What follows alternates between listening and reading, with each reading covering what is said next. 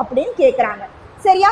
So இந்த topic பார்த்தீங்க அப்படின்னா ஹைட்ரஜன் ஸ்பெக்ட்ரா என்ற டாபிக்ல இருந்து கேட்டிருக்காங்க. இது எந்த லெசன்ல வரும்னா ஸ்ட்ரக்சர் ஆஃப் ஆட்டம் என்ற லெசனுக்குள்ள வரும் உங்க கெமிஸ்ட்ரியில. சரியா? அடுத்தது பார்த்தீங்கன்னா இந்த கொஸ்டின் எந்த ஒரு ஃபார்முலா பேஸ் பண்ணி இருக்கு அப்படின்னா Rydberg formula for hydrogen spectral line. ஓகேவா? ஸோ இந்த ரேபர்க் ஃபார்முலா வந்துட்டு நீங்கள் வந்து இந்த ஒரு கொஷின் மூலமாகவே மெமரைஸ் பண்ணிக்கலாம். சரியா? ஃபார்முலா என்ன அப்படின்னு பார்த்தீங்கன்னா 1/λ. இங்கே லாம்டானா என்னது? Wave length. R வந்துட்டு ஒரு கான்ஸ்டன்ட். எதோட கான்ஸ்டன்ட்? ரேபர்க் கான்ஸ்டன்ட். சரியா? அதுக்கப்புறமா Z என்றது என்னன்னா அட்டாமிக் நம்பர். ஓகேவா? ஸோ இங்கே வந்து எந்த ஸ்பெக்ட்ரல் லைன்ஸை பற்றி நம்ம பேசுகிறோம்? ஹைட்ரஜன் ஸ்பெக்ட்ரல் லைன்ஸை பற்றி பேசுகிறோம்.